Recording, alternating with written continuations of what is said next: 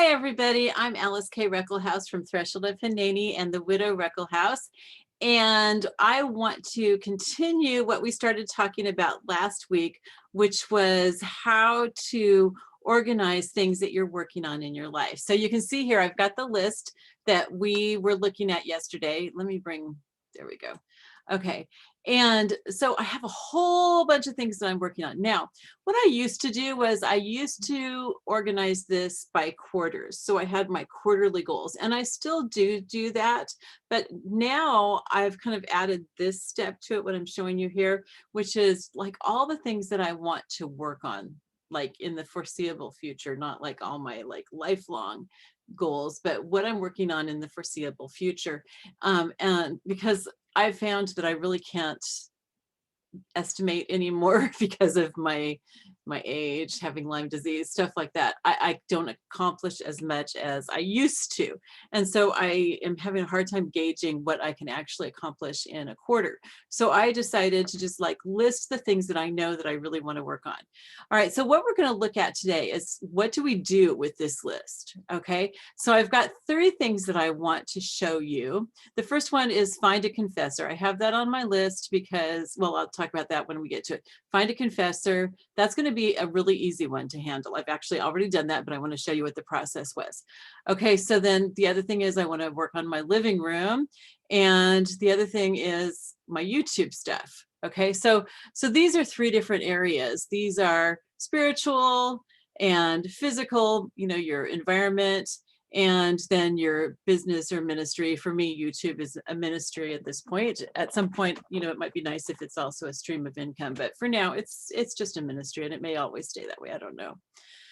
So let's look first at find a confessor, because that one was really easy. So what I would do here is I highlight it like that, okay, and I copy, which is on your computer, it's CTRL+C. You know, you press on Control and then hold that down and press on C.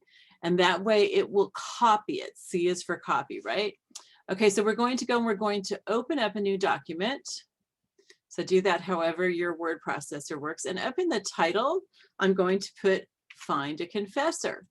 Okay, so, and then I'm going to put that here at the top too, and I'm going to take it off of being highlighted. Let's just have it regular here. Okay, now I usually just, this is me, I like to bold and underline the main thing that I'm working on here.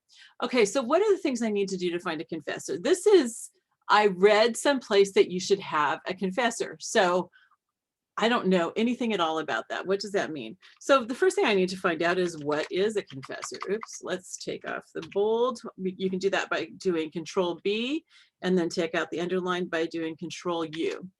All right, so what is a confessor? I have no idea. I mean, obviously it seems like somebody you would confess to, right? But other than that, I'm not really sure. How do I find one? Okay. Those are my only questions right now. So what I would do is say, like I'd put on my to-do list for today, find out what a confessor is. Okay, so I'm going to look online. I'm opening up a new Google search page, and you can type this either into the search bar or you can actually type it up into the browser too. So what is a confessor? Okay, this is going to be a really easy one, but I didn't know that when I when I put it on my list. Okay, so a confessor is a priest who hears confessions and gives absolution and spiritual counsel. All right, so my priest is really good at that. He's wonderful at hearing my confessions, not making me feel like I'm stupid or anything like that. He gives a lot of really good advice and talks me through things and stuff. And so, yeah, I realized as I looked at the definition of a confessor, I really don't need to find a confessor. So wow, that's easy. That one's taken care of, right? So I'm just going to take that off my list, and I'll use this document for my next one. Let's go ahead and open up a new document so I have both of these at the same time. Okay, so that's taken care of. So what I usually do is I just go ahead and delete it from my list. All right, wow, that's taken care of. If you have like a strike through option on your word processor, which I don't for some reason. If Google has it, somebody let me know, because I cannot find it on Google Docs, and it seems like that would be a typical thing that they would include. But if you have that, I would use strikeout, because it's just really rewarding to see what you've accomplished. Another thing that I do is sometimes I highlight things in orange that I've completed. So like on my budget, I don't want to delete it from my budget. I want to know that it's completed, so I will highlight it. Okay, so let's go down to the next example, which is my living room. Okay, so I'm going to copy all of that. And let's go ahead, and we're just going to go ahead and use the document. Where is it there? Okay, we're going to use the document that I had opened before. I want to unhighlight that because I'm moving it over here. Okay, and you don't have to follow all of my highlighting and stuff if you don't want, but that just gives you an idea. I'm going to change the title here to living room. Okay, so my living room is, I'll explain to you why I have that on here. First of all, because I've been really depressed since my husband died, and so I've really let my house go. Okay, but then in addition to that, I sold our house that we were supposed to retire to up in the mountains, moved a lot of that into storage, which has to be gone through for his estate, and which I'm going to have an estate company go through. And then some of the stuff I had moved to my house, like the couch that I already had.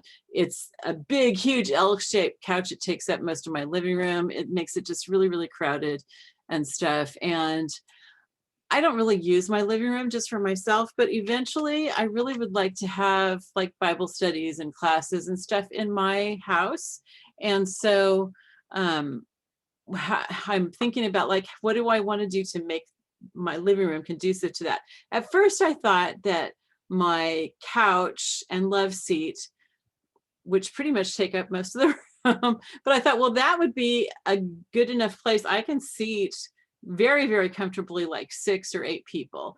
I could squeeze in a couple more people, like by bringing in chairs or having 3 people sit on the couch or something on one side of the couch. But I thought, you know, usually with the kind of Bible studies that I do, it's not like lecture. It's more like we interact and we discuss, and there's stuff that you want to write down to work on and stuff. And so, and people tend to take a lot of notes. So I don't think that sitting on couches is really the best way to do that. So I'm actually going to get rid of that couch. So so what do I need to do to get rid of it? I need to, let's put couch here, couch. Okay, and then let's do a subtitle. Call thrift store to pick up, because it's still perfectly, perfectly good. Somebody can use it. It's got 2 recliners on it. It's really neat. So to pick up, but I can't use it, so someone else can. Okay, so call thrift store to pick up, and then the love seat and love seat. I do want to keep the love seat, and I'm going to actually move that into my kitchen. It's the dining room area of my kitchen. Move love seat to kitchen. I had a couch in there before, and I really liked that. I'm going to get rid of the table in the kitchen. I've got to do that in order to. Okay, so get rid of kitchen table. Oops, where am I going to eat? Well, see, that's going to be the solution to 2 things. So I have a wonderful table that my mom had that was my grandma's before her. I don't know if it belonged to my great-grandparents. I think it did, but I'm not sure. So I just call it my mom's table. So set up mom's table in living room. Okay, it is a wonderful table. It's oak or maple. I can't remember. I think it's maple. And it's got a whole bunch of leaves to it. So I can just set it up without the leaves. But that means I need to find a place for the leaves, but I can add the leaves, find a place to store leaves, but I can add the leaves when I have a large group for a Bible study or a class, and we can sit at the table. That also gives me a table to sit at, to eat, or to host dinners like Passover, or just having friends over, or whatever. So I think that's going to work really well. I had my table before in my living room years ago, and it was wonderful. So, so I'm going to do that. So I'm going to set up the table in the living room. I'm really excited about this. Can you tell? All right. I don't have any chairs for the table. So I need to I'm going to get some mismatched wooden chairs for it. And I want to make matching cushions for the chairs. Okay. So a friend of mine just showed me some really nice folding chairs that looked like nice chairs. I might check into that possibility, but I kind of like the idea of like looking at a thrift store, antique stores for wooden chairs that aren't matching, but would kind of look good all together. So that's what I want to do. So there's other things I want to do in my living room too. Well, let's go ahead and let's put those in. I want to set up a sacred space. I was reading lately about how it helps to have a space that's set up for you to do your Bible study and your prayer time at. That way, when you sit at that place, you get into that habit and your mind gets used to it.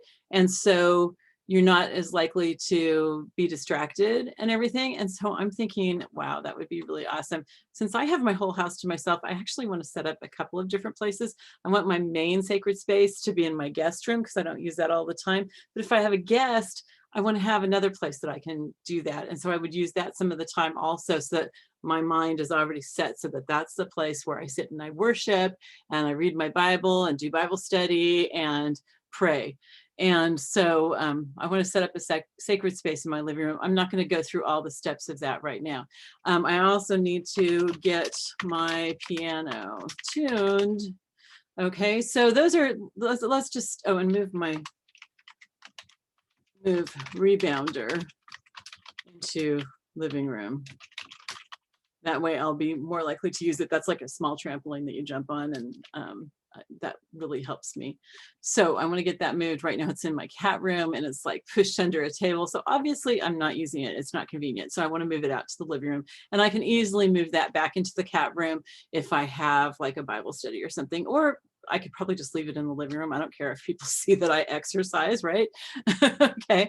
So this is kind of the things that I need to do, but I'm not going to do all this in 1 week. So what I can do is I don't have my phone here, but I have a notebook app on my phone, and I use that for my daily to-do list. So I might, like today, I might add to my list, call thrift store to pick up the couch. So I would call, make an appointment with them. They're going to come pick up the couch.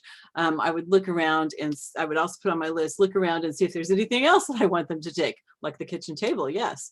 Okay. So, and there might be some other furniture that I'm not using. It's not doing me any good. It could help somebody else. So I would have that go to the thrift store. So you can see how, like, I'm not going to do all these things in one day, but I can add these things to my to-do list for the day. And it really helps me to break those things down into little points. I really, really recommend using a to-do list. That's why I'm really into lists, because even before, like now I'm starting to have memory problems because I'm getting older and Lyme and stuff. But even before I had any memory problems, when I had an absolutely incredible memory, I still would make a list of things that I need to do and all the steps to it, because that way you're not storing that all in your head. So when my fourth daughter was 3 years old, you know how you say you make a mental note of something? Okay. So I was always saying, oh, I'll make a mental note of that. Okay. So I was just like keeping everything in my head. And we were supposed to meet my husband out in Gilroy. We lived in California at the time, and Gilroy was like 45 minutes away. And so, he told me where to meet and everything. Well, we got to Gilroy and I could not remember where we were supposed to meet. And that was before people, commonly had cell phones. So I didn't have a cell phone, neither did he. And I stopped at one place in Gilroy. I just parked in a parking lot, and I was like, okay, Lord, please show me where we're supposed to meet, because I can't remember and there's no way that I could get a hold of him. And my daughter said, Mama, I think your mental notebook has run out of paper. And you know what? That was so insightful. It was really cute, but it was also really, really insightful. It's like, if you store too much stuff in your memory, it's going to just get so cluttered and hard to remember everything. So the more I can write down, the more space I have in my head, I guess. I don't know if that's scientific, but it works. And also, if I have my to-do list with it's broken down into small steps. I try to keep everything in my to-do list down to 15 minutes or less. So if something's going to take me more than 15 minutes, then I break it down into parts that are only going to take me 10 or 15 minutes. Okay, the bigger thing might be here. Okay, so like call thrift store to pick up couch. So in my to-do list, I would put call the thrift store to pick up the couch and other furniture. I would have, probably before that, I would have look around the house for anything else that I want the thrift store to pick up, like the kitchen table. And then I would also, you know, have, well, when I call them, I'll write in my calendar when they're planning to come so that I know, and I make sure that I have money for a tip and stuff, that kind of thing. Okay, so then when it comes to like the day before that, I can say, okay, check my wallet to make sure I've got cash for a tip, and you know, that kind of stuff, just whatever I need to do to line that up. Okay, so I'm not going to go through and break up each of these things, but you get the idea, right? If you don't, leave questions for me, because we can always do another video on that that shows more detail and more of a breakdown. Okay, so let's go back to the life area list. Okay, so the other thing that I had was YouTube. So this is just another example. If you really get this already, then you don't need to watch the rest of the video. But if you want another example, then this will help. Okay, so I'm going to, I don't really need this. I've already got this someplace else. So we're going to use this one, and we're going to call it YouTube. Okay, so what I would do here is I want to list, gosh, I've got really big margins for some reason. I want to list what I'm doing on YouTube right now so that I'm not just like, woo, all over the place. And it may look to you like my YouTube's really disorganized. In some ways it is. In other ways, I do have a list, like eventually a schedule of what I want to have each day. And I keep this taped to my computer so I can see it. So that's kind of my goal. Okay, so, but I have things right now. So like I'm working on an Apostles' Creed videos. Okay, and I already have, you know, there's a list because the Apostles' Creed itself is kind of the list of what I need to work on in that. So I don't really need to list those things. I have how-to videos, which is what I'm doing here. So I might write down several more ideas, which I can't think of right off the top of my head. You're on the spot. But anyway, I might write them down there. And then I also want to start doing a series, Chaplet of Divine Mercy. People have asked me how I pray that, and I've done some actual like mechanical demonstrations, but I want to show like how you can use the Chaplet of Divine Mercy to pray for different things. So let's brainstorm some ideas. So we've got pray for, let's actually put this up here. Okay, so my margins aren't so far out. Pray for America. My prayer list. How do I do that through my Chaplet of Divine Mercy? Let's say people, let's say family and friends. I can't think of things right off the top of my head here. I actually have a really long list for this. Okay, and then I also want to make sure that some of these are going to be using hands, some will be using rosary. Okay, so that way I can demonstrate it. So that's one of the things that I want to work on. Okay, I also really like to do crafting videos, which I haven't done any for a little while. Crafting videos. Okay, and I also want to do what I call theolingo, which is words, theological words, and what they mean, and how we can apply those to our lives. Okay, so that just gives you an idea. Okay, so I also might want to research. Okay, so up here I'm going to put videos. Those are some of the videos I want to do, and then other related things to do. I want to learn more about creating videos, and I might list different things under that, like how to make, you know, basically how to make better videos, because obviously I'm not real perfect at this, and I really appreciate you guys watching while I'm learning how to do this. I really, really appreciate that. Which reminds me, I'm always supposed to say, like, subscribe, and share and comment. So please do those things. Okay, so anyway, so that shows you how you can break these things down. And again, I would break those things down into to-do lists. So I have, what's the next thing on the Apostles' Creed that I need to look at? I'll look at the Apostles' Creed and I'll put that in my list for the day. If I'm recording videos, I'll put the videos that I want to record. I usually record several at one time and then I just schedule them to come out at different times. You can tell it's really hot, you guys. I'm like really sweating here because I didn't want to have my fan on while I'm doing this. So anyway, I hope that helps you. And if any of what I said is confusing, please leave a comment below and I'll either explain it in a return comment, a reply to the comment, or I'll make a video about that too. I really like to do whatever I can do to help you to organize your life, to be more productive and stuff. That's not like my main goal in life. My main goal in life is helping you to become closer to God. But I think that having an organized life and being able to accomplish the things that He's called us to do, that's part of it. So that's why I'm sharing these things and just these little tips. They're things that I've figured out along the way, and they're not difficult, and they can be really helpful to people. So anyway, I love you all. I will talk to you later, okay? Bye-bye.